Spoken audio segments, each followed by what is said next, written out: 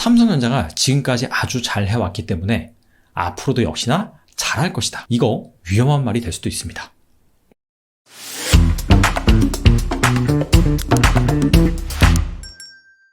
투자자들이 가장 많이 산 주식은 무엇일까요? 문제가 너무 쉬웠죠. 바로 국민주식 삼성전자입니다. 작년에 삼성전자 매수 금액이 네이버와 카카오의 매수 금액 이거보다 2배나 더 많았다고 합니다. 정말 어마어마하게 사람들이 삼성전자를 좋아하는구나 라는 것을 알 수가 있죠. 자, 그럴만도 한 것이 대한민국 1등 기업이고요. 우리나라 대표 주식이기 때문입니다.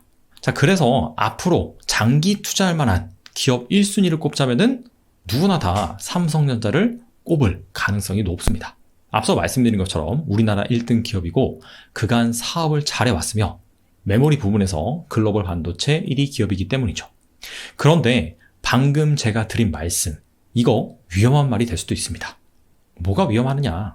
삼성전자가 지금까지 아주 잘 해왔기 때문에 앞으로도 역시나 잘할 것이다. 자, 그런 얘기이기 때문이죠. 이것이 대표적으로 생존 편향이라고 합니다. 자, 생존 편향이 무엇이냐면 현재 시점에서 생존한 사례만 분석을 해서 그 분석 대상을 일반화하는 것입니다. 그리고 그 대상이 앞으로도 상당히 낙관적일 것이다 라고 전망을 하는 것입니다. 이것이 왜 위험하느냐? 지난 10년간 시가총액 순위 10위권 안에 드는 기업이 어떻게 변화했는지 이걸 살펴볼 필요가 있습니다. 2010년 6월에는 삼성전자, 포스코, 현대차, 한국조선해양, 예전에 현대중공업이죠. 그리고 금융주들이 이렇게 포함이 되어 있었습니다. 지금도 이런 기업들이 여전히 코스피 상위 기업에 편입이 되어 있죠. 그런데 이 기업이 여전히 시가총액 10위권 안에 포함되어 있느냐? 바로 그 부분입니다. 그래서 시계를 다시 현재로 돌려서 지금 현재 시점에서 시가총액 상위 기업들 살펴보면요. 삼성전자, LG화학, 현대차를 제외하고는 순위가 다 바뀌어버렸습니다. 다 시가총액 10위 밖으로 밀려난 것이죠. 그 자리를 누가 차지하고 있느냐? SK하이닉스, 삼성바이오로직스, 네이버 셀트리온, 카카오 이런 기업들이 바로 여기에 해당된다는 것이죠. 자, 그렇기 때문에 우리가 앞서서 삼성전자 하나의 사례만 보고 과거에도 잘해왔기 때문에 앞으로도 잘할 것이다. 자, 이게 삼성전자가 현재 시가총액 1위를 여전히 달리고 있기 때문에 말이 맞는 것이죠. 근데 만약에 10년 전에 우리가 포스코라든지 한국조선해양이라든지 이런 기업에 투자를 했으면은 지금 현재 시점에서는 재미를 볼 수가 없었겠죠. 자, 그렇기 때문에 삼성전자에 장기 투자해야 된다. 이 말이 잘못됐다. 그런 말이 아니라요.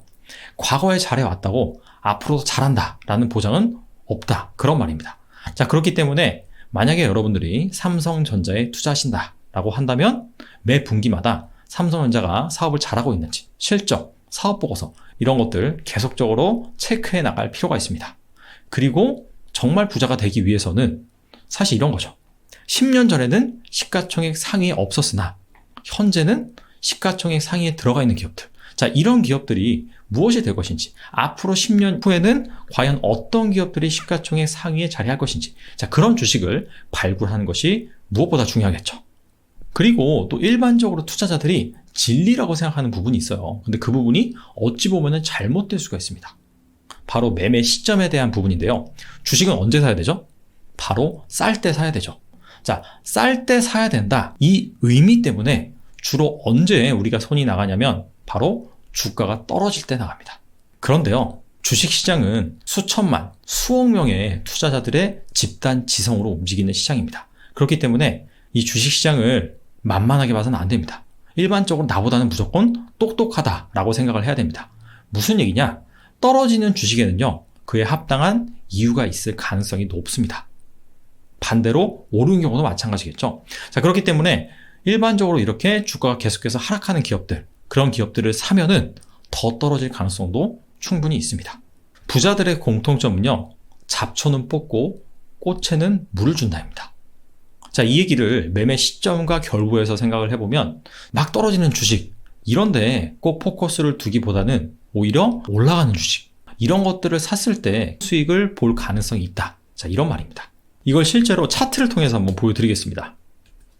자, 물타기와 불타기의 평균 단가와 기회 비용이라는 그런 차트인데요. 자, 물타기는 뭐죠? 주식이 계속해서 떨어질 때 그때마다 계속해서 분할 매수를 하는 거고요. 불타기는 주식이 본격적으로 반등을 할 때 그때마다 계속해서 추격 매수를 하는 겁니다. 우리가 일반적으로 추격 매수는 좀 위험하다 이렇게 생각을 하죠. 자, 그런데 이 주가 흐름과 물타기의 단가를 비교해 보잖아요. 그러면 이때 사서 이때 사고 이렇게 4번에 나눠 삽니다. 그렇다면 불타기 한번 볼게요. 불타기라고 한다면 바로 이때 사서 마찬가지로 이렇게 4번에 나눠서 사죠. 그래서 매수한 시점 그리고 그 당시의 주가를 비교해 보면 이 매수 단가는 똑같습니다. 자, 그런데 다른 부분이 하나가 있죠. 바로 시간입니다. 물타기 같은 경우에는 투자 기간이 깁니다. 반면에 불타기 같은 경우에는 투자 기간이 짧죠. 그렇기 때문에 이 투자는 기회비용, 또 시간가치 이런 것들을 고려해야 되기 때문에 결과적으로는 이 물타기보다는 불타기가 이 케이스에서는 더 나은 선택이었다라고 볼 수가 있습니다. 자, 그래서 무조건 불타기를 해라 그런 말이 아니죠. 물타기에 너무나 연연하지 말라. 오히려 하락하는 주식은 그 이유가 있을 수 있다. 그렇기 때문에 상당 기간이 걸려야지 반등할 수 있다는 말입니다. 반면에 상승하는 주식은 그에 합당한 이유가 있을 수가 있습니다. 그래서 물타기 그런 거에 연연하지 마시고 그 기업이 얼마나 괜찮은 기업인지, 시장에서 왜 이 기업을 사는지 내지는 파는지 그런 것들을 곰곰이 생각해 볼 필요가 있다는 겁니다. 자, 이번에도 이 투자계에서 이 바이블처럼 인식되는 부분이 있어요. 그게 뭐냐면 바로 종잣돈입니다. 자, 종잣돈을 얼만큼 모은 다음에 주식 투자를 해야 된다. 이게 무조건 틀렸다는 건 아니에요. 자, 그런데 이렇게 생각해 볼 수는 있을 것 같아요. 투자 수단 중에서 소액으로 가장 먼저 할 수 있는 것이 바로 주식입니다. 삼성전자 주가가 얼마죠? 9만 원이 안 되죠. 즉 10만 원만 있으면 삼성전자 한 주라도 살 수가 있는 겁니다. 우리나라 상장 기업 중에서 가장 비싼 기업이 LG생활건강이에요. 그 주가 기준으로 말이죠. 기업 가치 말고.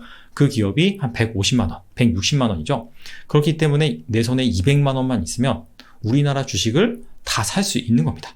오히려 이렇게 주식을 사면은 그 기업에 대해서 내가 공부를 하게 되고요. 산업의 사이클을 이해할 수가 있습니다. 그렇기 때문에 무조건 이 종잣돈에 집착을 해서 1억을 모을 때까지 계속해서 노동소득에 의존을 하다 보면 그 시간 동안 시장의 흐름이 어떻게 가는지, 미래 트렌드가 어떻게 흘러가는지 이런 부분에 대해서 문외한일 수가 있다는 것이죠. 이 투자에 대한 공부는 최대한 빨리 하면 빨리 할수록 좋습니다. 워렌 버핏이 미취학 아동 시절에 그때부터 사업을 했다라고 했잖아요. 하루라도 빨리 투자 공부를 해야 되고 투자를 할 필요가 있습니다. 실제로 이 자산운용사, 자문사에서 부자들을 대상으로 투자 세미나를 개최를 하면 이 부모만 와서 듣는 것이 아니라 자신의 자녀들까지 참석을 시켜서 듣는다고 해요. 달걀을 한 바구니에 담으면 안 된다. 이런 말이 있죠. 기본적으로 분산 투자는 중요합니다. 하지만 과도한 분산 투자는 오히려 독이 됩니다. 자, 만약에 내가 포트폴리오에 단 10종목만 담을 수가 있습니다. 그렇다면은 2000개의 상장 기업 중에서 가장 좋은 기업 1위부터 10위까지 고르겠죠. 근데 100개의 기업에 분산 투자를 한다고 해요. 그렇다면은 11위부터 100위까지 어떻게 보면은 1위부터 10위보다는 안 좋은 기업들인데 그런 기업 90개를 고르는데 시간을 써야 됩니다. 이런 것들이 어떻게 보면은 시간 낭비다. 이렇게 볼 수가 있겠죠. 이런 말이 있어요. 투자 수익률의 92%는 보유 기간의 8%에서 나온다. 자, 쉽게 예를 들어서 설명드리면 100일 동안 100% 오른 주식이 있습니다. 근데 92일 동안은 8%밖에 안 오르는 거예요. 근데 마지막 8일, 이 8일 동안에 무려 92%나 오른다는 것입니다. 주식이 그렇잖아요. 막 올라갔다 내려왔다. 한동안 계속해서 가만히 있다가 어느 순간에 폭발적으로 오르는, 자, 그런 케이스가 훨씬 많다는 거죠. 집중 투자를 한다면 그 기업에 대해서 정말 상세하게 분석을 하고 잘 알고 있을 가능성이 높다는 것이죠. 그렇기 때문에 우리가 해당 주식을 투자를 해서 정말 끝까지 잘 보유를 해서 좋은 타이밍에 매도를 하고 나올 수 있다는 겁니다. 투자로 정말 돈을 많이 버신 분들, 그리고 주린이, 이 두 주체가 사실 픽하는 종목에는 큰 차이가 없습니다. 그런데 수익률의 차이는 어디서 나타나느냐? 언제 투자를 했고 언제 매도를 했느냐? 바로 이 보유 시점, 보유 기간에 따라서 나옵니다. 즉, 그 주식을 얼마나 집중적으로 잘 분석을 하고 잘 알고 있는지, 거기에 따라서 정말 그 주식을 어느 정도 끝까지 먹고 나올 가능성이 높다. 이렇게 보는 거죠. 그렇기 때문에 과도한 분산 투자는 오히려 집중력을 흐트러뜨리고 기대 수익률에 도움이 안 될 가능성이 높습니다. 자, 그렇다면 부자가 되기 위해서 정말 어떤 기업에 집중을 하는 것이 좋을까요? 두 가지 기업의 케이스를 가지고 왔습니다. 자, 여기 밑에 기업은요, 독과점 기업이에요. 독과점 기업의 장점은 무엇이냐? 내가 어차피 이 시장을 잠식하고 있기 때문에 가격을 어느 정도 올릴 수 있는 그런 강점이 있습니다. 자, 두 번째 기업은요, 위에 있는 기업인데 이 기업은 메가 트렌드에 편승하고 있는 그런 기업입니다. 내가 1위인지 2위인지 3위인지 알 수가 없어요. 왜냐하면 메가 트렌드라는 것은 블루오션이고요. 그렇기 때문에 다양한 그런 참여자들이 와서 경쟁을 벌이는 그런 시장입니다. 자, 둘 중에 어느 기업에 투자하는 것이 부자가 될 확률이 높을까요? 자, 독과점 기업은요, 안정적인 장점은 있지만은 시장 지배력이 너무 큰 것이 오히려 독이 되는 케이스가 있습니다. 왜냐하면 사실 그 기업이 성장한다는 것 자체는 매출액을 늘리는 것이거든요. 근데 매출액을 늘리는 방법 중에 가장 좋은 것은 바로 많이 파는 겁니다. 근데 독과점 기업 입장에서는 이미 시장을 어느 정도 많이 잠식을 했기 때문에 여기에서 추가적으로 점유율을 올리기가 쉽지 않다는 것이죠. 즉 판매량을 늘리기가 쉽지 않다. 자, 그런 관점에서 시장이 점점점 커지는 메가 트렌드 기업에 투자를 하는 것이 투자 수익률 관점에서는 더 높을 수가 있습니다. 물론 위험도 따르겠죠. 근데 이 메가 트렌드 기업이요, 어떻게 보면은 그렇게 위험하지 않다라고 볼 수가 있습니다. 자, 왜냐하면은 메가 트렌드와 영 메가 트렌드 기업에 투자했을 때 발생할 수 있는 시나리오인데요. 영 메가 트렌드는 말 그대로 사양산업으로 진입하는 여기에 속하는 기업들이겠죠. 자, 이런 기업들은 성장률이 계속해서 꺾이기 때문에 이 중에서 기업을 정말 잘 고르지 않는 이상은 사실상 이 산업의 사이클에 따라서 수익률이 하락할 가능성이 훨씬 큽니다.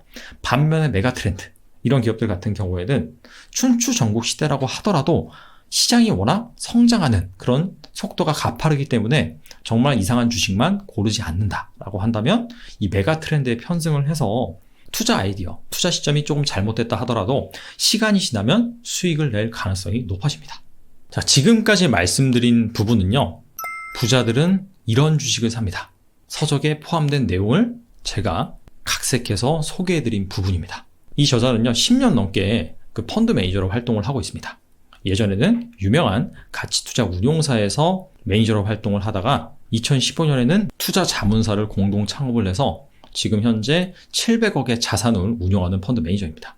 우리가 일반적으로 기관 투자자라고 한다면 이 포트폴리오를 잘 구성을 해서 벤치마크, 즉 코스피 지수죠. 이거와 비슷하게 포트폴리오 수익률이 움직이면서 결과적으로는 이 코스피 지수보단 조금 나은, 자, 그런 성과를 추구한단 말이죠. 근데 이 저자의 투자 스타일은요, 시장과는 전혀 상관이 없습니다. 장기적으로 오를 성장주, 즉 메가 트렌드에 편승할 만한, 자, 그런 종목을 잘 골라서요, 즉 시장 상황과 상관없이 절대 수익을 추구하는, 자, 그런 투자 스타일을 가지고 있습니다.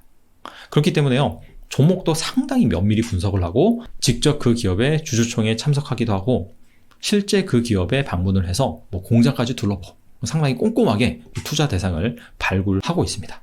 그래서 그런 부분에 대한 노하우들이 책에 상당히 디테일하게 잘 나와 있어요. 대부분의 주식책들 보면은 사실 요 큰 그림에서 읽으면 좋은 내용들, 그런 것들이 많잖아요. 근데 이 책은 구체적으로 어떻게 이 메가 트렌드의 시장 규모를 추정하는지, 재무제표는 어떻게 보는지 등등 상당히 좀 디테일한 부분이 많아요. 그래서 사실 좀 초보 투자자들이 보기에는 어려울 수도 있어요. 하지만은 정말 이게 개인 투자자의 투자 스타일과 잘 맞습니다.